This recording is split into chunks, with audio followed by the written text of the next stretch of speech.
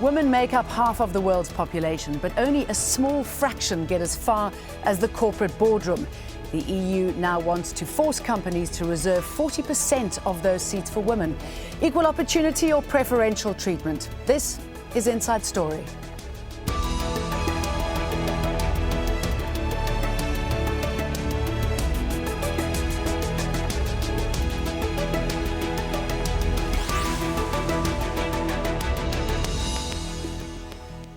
Hello, I'm Jane Dutton. Welcome to the programme. It is called the gender gap, the disparity in opportunities for men and women.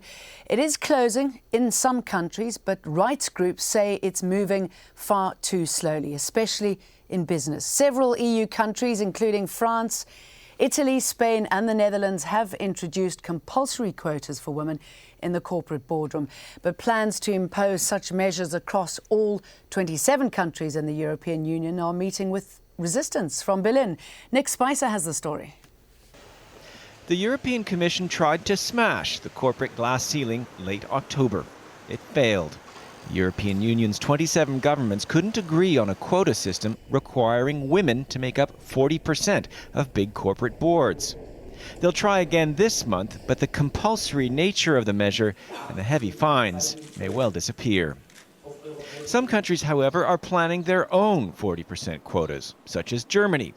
But that may be just a start to helping women have proper careers. 8 Milligramm machen wir weiterhin die harten Partikel und 16 Milligramm. Dr. Christine Kreiner leads quietly and confidently. Aber auf jeden Fall. But she is running 4 companies. These tiny lenses are made by one of them. They're inserted into the eyes of ailing cats, dogs, horses, even zoo lions, allowing them to see again. They're exported around the world. So young women have much less problems than I had. No? She regrets the need for a quota to put more women on corporate boards. But she says people's views of the roles of men and women aren't changing fast enough. Most of the women are in a second level. They more or less cannot go up to a real responsible leading function. To force especially the larger companies, we need something like a law. A World Economic Forum report shows Germany dropping from 11th to 13th place in terms of gender equality last year. It says this country has special problems getting women involved in politics and in getting them fair pay. For doing exactly the same job, a German woman gets paid on average 20% less than a man, the biggest gap in the European Union. One problem is a relative lack of childcare facilities in Germany. This young mother working at an airline says that makes things hard for women. It's difficult because there's no proper support structure in place. Childcare is even more difficult in my case because I work shifts and, at night, there is no help at all. I have to rely on my family or on my partner. There's a contradiction in the government plans, say many. It wants to impose a quota in boardrooms to help perhaps a few thousand women. But it also plans to pay millions of other women money to stay home to raise their young kids, thereby putting their careers on hold. The big challenge for women then may not be a seat in the boardroom, but getting and staying in jobs in the first place. For Inside Story, I'm Nick Spicer in Berlin. So, is it time for women to get on board? To discuss this, I'm joined by my guests from London, Petros Fasoulas, chairman of the European Movement and a former policy advisor to the EU Select Committee of the House of Lords. Also in London, Joe Sawicki, a non-executive member of French biotech company Isocell. Joe is also CEO of Cerescom, a company training women at the board level. Petros, I'm going to come to you first. Not because you're a bloke, but because of your EU links and the fact that you are familiar with EU policy. Do you think this is good for the EU, getting more women on board? Oh, it certainly is. Boardroom diversity is extremely important, and we have a very untapped resource currently in the European Union, both at the member state and at the EU level. And it is imperative that we do whatever is necessary to harvest that untapped potential.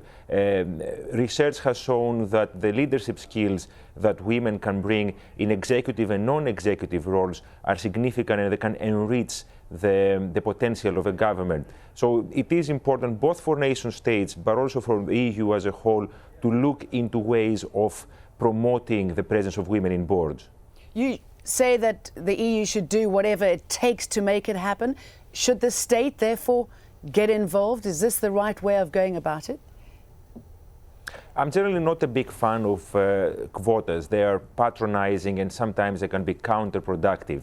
The issue here is that for far too long, efforts made haven't produced the necessary results. Less than 14% of women have positions in boards, and that's a very low level considering that 60% of the workforce are women indeed. So we need to be a little bit more creative in this context. The other problem is that, as your report mentioned, several member states have their own quota systems, and that creates disparities across the European Union. If a company, for example, wants to apply for a public tender in a variety of member states, it will have to adhere to different policies. If you have one piece of legislation applicable across the European Union, that's easier for companies to know what are the legislative standards. Having to comply with a variety of laws and regulations can be very time-consuming and expensive for businesses.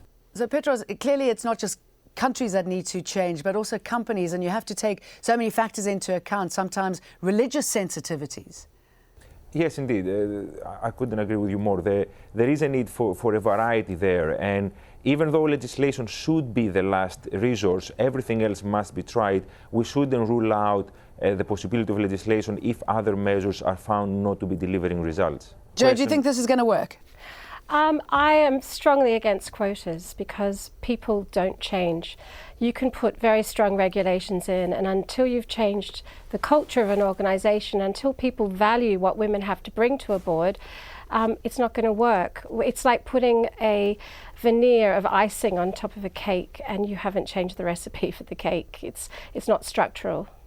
So how do you then propose to better the position of the woman? Because surely if they've got the talent, they should take up a board position. But the problem is that we're losing the good women at the critical stages of senior management. So what's happening is there's so many women I know who've left their very top jobs. Why? Because they just don't want to play in this. Well, there's been a number of reports about it, and women are leaving in droves, especially in the financial sector, because their integrity is at question. I mean, if you look at what happened in Wall Street, 5 years before the crash happened and before the financial crisis happened, the good women were leaving, and they were the ones most likely to be on the senior board levels, and they all started leaving. There was one person I was working with very, very closely who was on a senior board position of one of the big banks and one of the big insurance companies, and she left because she felt they'd lost their moral compass. And I'm hearing this time and time again with people that I work with. But is losing the moral compass because women have been put there not because of their capability, but because it's a woman, or is it a bigger picture than that? The problem is that women want to be in an organisation that is listening and valuing their skills. And what's happening by putting women just at the top of the board without them having come through the ranks, these men aren't actually going to respect them. And this happened in Norway, where they had their own quotas, and they've been doing that for some time. I've been in meetings with women who were put on the boards, and they said it was awful because what happened was it was tokenism. All the big decisions were being made behind the boardroom, before people got to the boardroom, and they were excluded. And so really there has to be a whole process that starts at middle management, where women are started to be included in decision making, where they're being brought, they're brought into boardrooms, where their opinions are being canvassed, where they start to be seen as people who have value. And at the moment, this isn't happening. So if suddenly you just put a veneer of women at the top and they sit there as a token, it's not going to work. Okay, Joe, Petros, I'm happy to say that we have been joined by Ida Beerhalter. I know you've been stuck in terrible traffic. There was an accident, but thank you very much for making it. Now, Ida owns her own medical advisory company and works for Astia, a trust that promotes women entrepreneurs. Do you think that it's time now for more women to take positions on boards? And what do you think is the best way to get them there?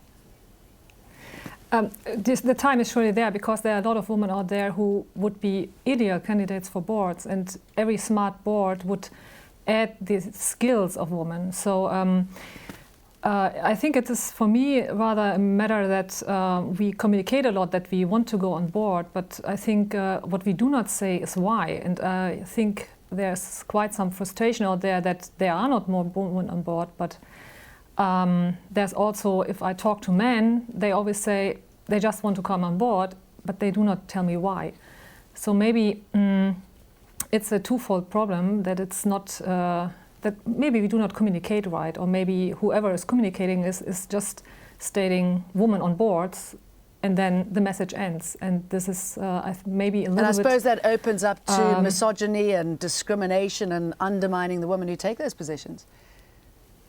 Yeah, sure, because as women are perceived as, at the moment, women are really hesitant to go on boards because they are perceived as quota women. So I personally would be very hesitant, and I even said to one headhunter who contacted me and told me that on my question why he has contacted me, that because I'm female, I was a little bit blunt, stating if he wants decoration, he should buy a bunch of flowers. This is, yes, it is, the perception of women is undermined by the not very good communication why women should be on board, because there's so much data out there that companies perform better, boards perform better when there is a certain mix on board level and on the C level. So I think this needs to be communicated. You're not alone in that thought process, because Julia Gillard, the Australian Prime Minister, had quite a bit to say about this, and I know that this outburst in Parliament certainly made her very popular, certainly amongst women. And the government will not be lectured about sexism and misogyny by this man. I was offended when the Leader of the Opposition went outside in the front of Parliament and stood next to a sign that said, "Ditch the witch." I was offended when the Leader of the Opposition stood next to a sign that described me as a man's bitch. I was offended by those things. Misogyny, sexism, every day from this Leader of the Opposition. Every day, in every way, across the time the Leader of the Opposition has sat in that chair and I've sat in this chair, that is all we have heard from him. Petros, that outburst certainly sums it up quite beautifully, the challenges facing women in high positions, and it doesn't even matter if you're the Prime Minister, you're still a woman. Yes, that is very true. And there is a glass ceiling, as your report mentioned, and there is, of course, also an old boys club mentality in a lot of corporate and governmental organizations as well that tend to promote people that look exactly like them. And the question of culture and education is imperative in the context of this debate. We do need to change the culture, and we do need to educate people very early, both in their careers but also in their education, about the benefits of diversity across the board, not just in terms of gender, but also in terms of race, religion, etc. And we have a long way to go, and it is indeed disappointing considering how long this conversation has been had. In Europe and across the world, the United States, of course, is an interesting example. And culture, unfortunately, hasn't changed at all, mostly because education hasn't been there from an early age. If we can do those things right, if we can change people's mentality at an early stage, we then don't have to deal with quotas like we are considering today. Joe, it's going to take a long time to change that mentality, isn't it? I mean, you look at car shows and you still see the woman who's lying seductively on the car, selling it. You know, you have the extremely popular Mad Men, which is the cigarette-smoking, rather loose female playing subservient roles to men, which are incredibly popular at the moment. Does that have a negative impact on women in the workplace? Well, I believe that women have to value themselves better. I mean, with a lot of the people I work with, and having been, I sit on boards myself, is that we have to start to look at what we bring, and we really have to look at what it is that we do differently. And women think in a different way. We have a different sense of integrity. We look at the whole rather than an individual. We're less likely to get into power struggles. We reach across to mediate. And there are a number of qualities we have that make us very strong on boards. But until we start to believe in ourselves better, and until we start to believe that we can promote ourselves and we are of value, then the people who are more representative of the male type of thinking seem to get ahead. I mean, look at the women who've done very well on boards in the FTSE companies. I mean, are they really representative of women at large? Most of them have chosen to take on careers and have decided not to. A lot of them have decided not to have families. They've had to behave like men. That's opening up a whole can of worms, isn't it? I mean, you're looking at several things here, aren't you? You're looking at basically appealing to the elite and women who maybe have turned away from the family. But then you look at the headhunters, and what are headhunters looking for? The UK has been has done well with growing the number of women on boards. We've increased in the last year. It's now 16%. But you look at the women who've got the positions, and it's the same women who've now got more positions. And the headhunters aren't being very imaginative with who they're going for. And part of the problem is that the good pool of talent disappears. They take a view and they either set up their own company or they just opt out and say, I don't want to be part of this. And we have to start keep retaining these people and start to bring them up and make conditions more attractive, and also just look at the whole structures of our companies. These big unwieldy corporate boards, these big FTSE 200 companies, there's too many people on the boards, there's too many guys from the old guys club, it's not working. Ida, what do you make of that? Actually, I think it's a responsibility also for the shareholders. I'm working also for a multifamily office, so as investment partner, if I look at a board where I do not see diversity, which I question if the board is adding the full value and the board has the full skill set I would like to see. From a shareholder perspective, I see a lot of data that companies with women on boards perform better. So I would really go on the shareholder side, on the owner side, and women do not only underestimate their power and they have, because women control 50% of the wealth in the world, and I encourage every woman to look where she is investing her money and how she is doing that, and that is what we do in our non-for-profit organization within ASTIA. So we really look on growing economies by utilizing this untapped opportunity. It's like you have a gold nugget and you walk by on the street and you just do not pick it up. And for me, it is, from my perspective, it is just stupid not to do that. So actually, I think women need to make themselves more heard, and not more heard like it is often perceived like scratching at the doors. No, we want to be invited in, and the other party who is sitting in needs to learn that this is an added value. That's not something they are generously give to us. This is something they should run for the right woman and for the high potentials, and they should really get them on boards. And I agree totally with Joe. The added value of women is that we have a different way of doing things. This is what makes these companies, in all the studies, in the McKinsey study and all the data which is out there, what makes the data so intriguing. So yes, that McKinsey report that you're talking about, excuse me, jumping here, says that the gender balanced companies have a 56% higher operating profit compared to male-only companies. And Ernst & Young looked at the 290 largest publicly listed companies. They found that the earnings at companies with at least one woman on the board were significantly higher than those who had no female board member. I mean, it's... Yeah, this is what I meant. There's gold dust on the street, and actually every company owner who has a board and a management who just walk over this gold dust, you should, as an owner, you should go there and say, why are you doing that? So are you either not capable of picking up the gold dust, then get out and get somebody in who can pick up the gold dust or even seize the gold dust.